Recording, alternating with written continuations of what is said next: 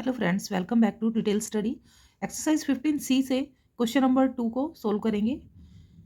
Draw a linear graph from the following table.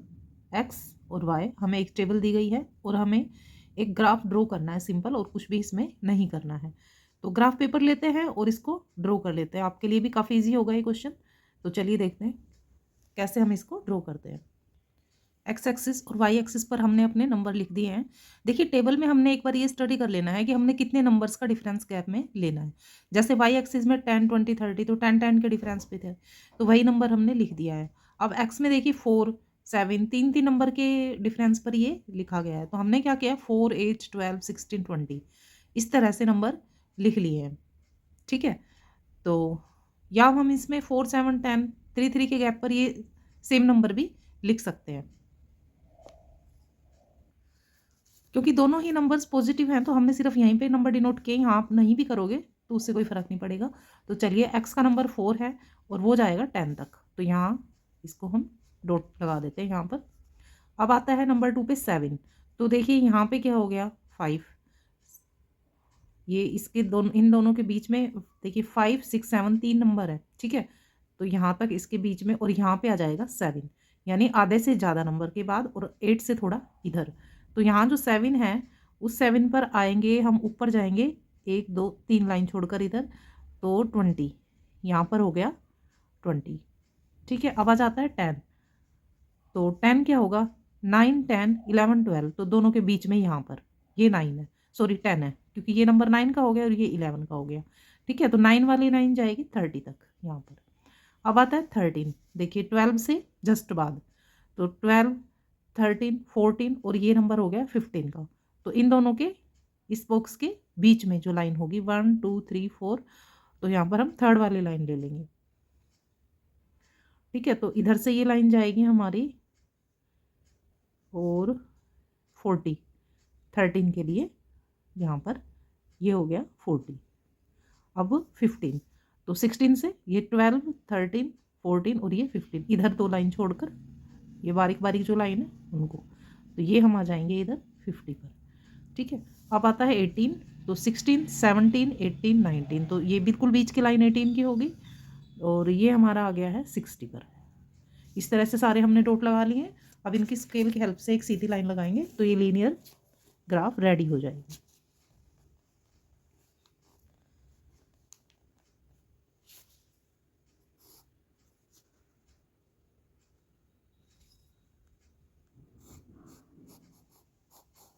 सभी dot से cross करती हुई एक लाइन हमने खींच दी है। दूसरी लाइन जो है उसे हम डिलीट कर देंगे। इस तरह से अगर आप पेशेंस के साथ इसे बनाएंगे तो एक बिल्कुल neat and clean graph draw हो जाएगा। तो क्वेश्चन नंबर 3 को सोल्व कर लेते हैं। The side of an equilateral triangle is 4 centimetre, it's parameter is 12 centimetre. एक इक्विलेटरल ट्राइंगल की साइड दी गई है 4 सेंटीमीटर और उसका पैरामीटर है 12।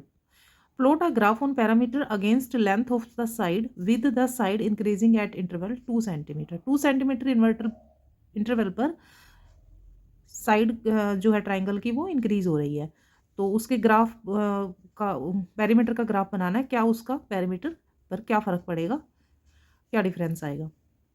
उसके साथ साथ हमें शो ऑन यूर ग्राफ पर, हमें अपने ग्राफ पर दिखाना है, but will the parameter when the side is 7 centimetre. अगर साइड 7 है तो पैरामीटर क्या होगा।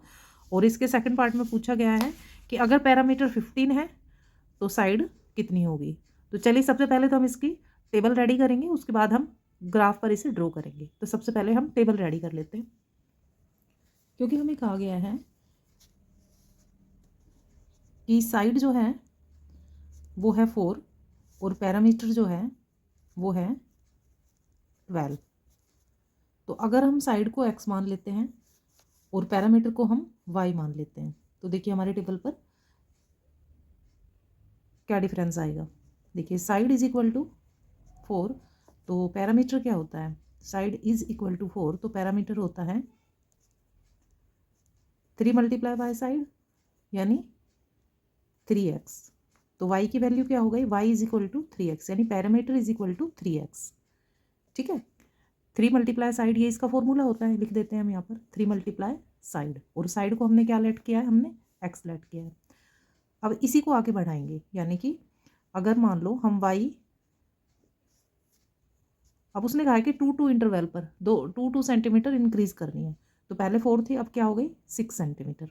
6 सेंटीमीटर है तो y क्या आएगा 3 मल्टीप्लाई x, यानी 3 multiply 6 is equal to 18 centimetre. लिख देते हैं हम यहाँ पर। हमने 4 थी तो पैरामीटर 12 था, हमने 6 किया तो पैरामीटर आ गया 18। ये फर्स्ट सेकंड। अब 8 कर दीजिए सेंटीमीटर, क्योंकि 6 + 2 8 आ जाएगा। तो y यानी पैरामीटर कितना आएगा 3 मल्टीप्लाई x, यानी 3 मल्टीप्लाई बाई 8 24 सेंटीमीटर। तो अगर साइड 8 है तो पैरामीटर होगा 24। ठीक है। और थर्ड केस में अब इसे और 2 इंक्रीज कर दीजिए। तो 8 में अगर हम 2 ऐड करेंगे तो ये आ जाएगा 10। साइड क्या हो गई 10 सेंटीमीटर। तो अब पैरामीटर कितना आएगा, पैरामीटर यानी y will be 3 multiply x, यानी 3 multiply 10 is equal to 30 centimetre. तो इस तरह से यहाँ पर हम लिख सकते हैं, अगर साइड 10 है तो पैरामीटर जो है वो 30 आ जाएगा। तो ये एक टेबल हमने निकाल ली है, टेबल बना ली है, जिसमें 2 सेंटीमीटर इंक्रीजिंग इंटरवल था साइड का। तो इस तरह से इसका जो पैरामीटर है वो भी बढ़ता चला जाएगा 6 डिजिट से। ठीक है। इसे अभी हमने ग्राफ पर ड्रॉ करना है, तो पहले ग्राफ बना लेते हैं, उसके बाद हम इसमें आगे पूछे गए 2 क्वेश्चंस का भी आंसर देंगे। देखिए ग्राफ रेडी हो गया। अब प्लॉटिंग कर देते हैं हम। हमारे पास जो टेबल थी उसे हम रख लेते हैं अपने सामने।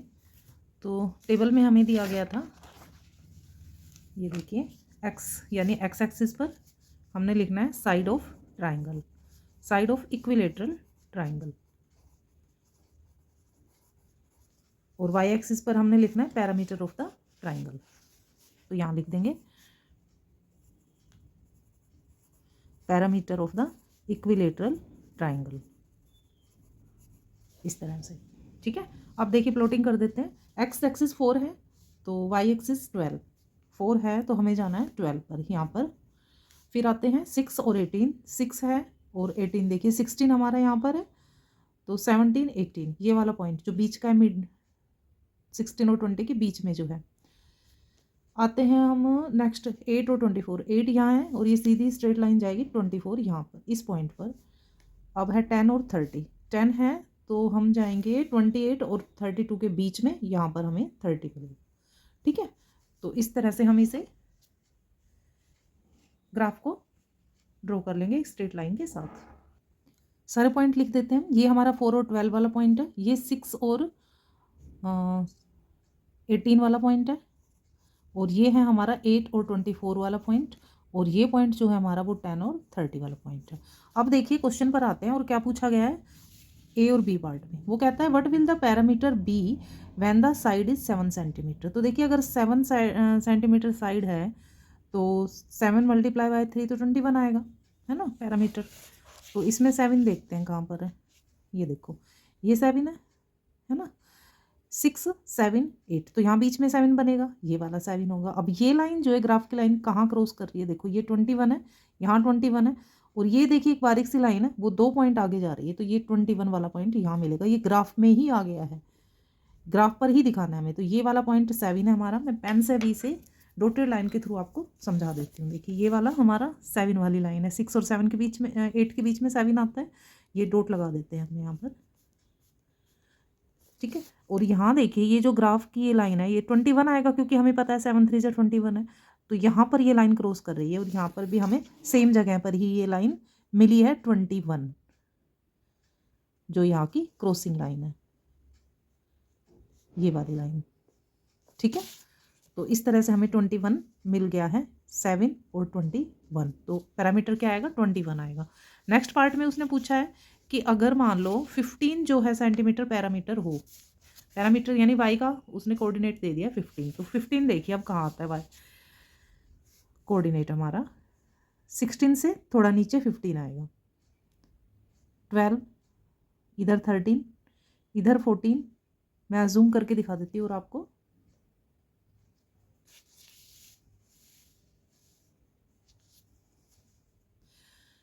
ये 12 है, और इधर आएगा 13, ये 14, और यहाँ पर 15 होना चाहिए, 14 और 16 के बीच में। तो इस वाले बॉक्स में 1 2 3 4 लाइन है, तो नीचे से हम 2 छोड़ के थर्ड वाली लाइन लेंगे। तो ये थर्ड वाली लाइन जो है कहाँ पर, ये यहाँ पर, ठीक है। ये 15 वाला नंबर है, ये 16 है और वाई एक्सिस पर यहाँ 15 है। तो ये एक्स एक्सिस पर कहाँ जा रही है, देखिए यहाँ पर ये लाइन जो है, हमने अभी ये डॉट लगाया तो ये स्ट्रेट, देखिए यहाँ पर आप देख सकते हैं ये 5 पर आ रही है नीचे, ठीक है। तो यहाँ हमारा पॉइंट क्या है, 5 है, और इधर से हमें क्या मिला है, 15 मिला है ये। और ये वाला पॉइंट जो है ये क्या है, 5 की तरफ, यानी अगर साइड 5 है तो पैरामीटर कितना होगा, 15 होगा। ये हमने ग्राफ में से देख कर ही बता दिया है। तो ये पॉइंट जो हमें मिला है यहाँ पर, ये हमारा है 5 एंड 15, यानी कि अगर एक्स साइड 5 है तो उसका पैरामीटर कितना होगा, 15 सेंटीमीटर होगा। तो ग्राफ के थ्रू भी हम बता सकते हैं, कैलकुलेशन टेबल बनाने, कैलकुलेशन करने की ज़रूरत नहीं होती है। तो मैंने आपको एग्जांपल इसलिए बताया है मल्टीप्लाई करके कि हम सही हैं कि नहीं है वो आपको दिखाने के लिए। जैसे इसमें मैंने कहा था कि 7 × 3 करेंगे तो 21 आएगा, वो 21 पहले निकाल के दिखाया, फिर प्लॉट किया है। और सेकंड पार्ट में देखिए मैंने पहले प्लॉटिंग करी है, फिर आपको बताया है, ठीक है। तो इस तरह से ग्राफ के थ्रू भी हम वैल्यूज़ निकाल सकते हैं। तो आई होप आपको समझ आ गया होगा। ये क्वेश्चन सेकंड एंड थर्ड बिल्कुल सिंपल क्वेश्चंस थे। तो मिलते हैं नेक्स्ट वीडियो में नेक्स्ट क्वेश्चंस के साथ। तब तक अपना खास ख्याल रखिएगा students. Bye bye students, take care.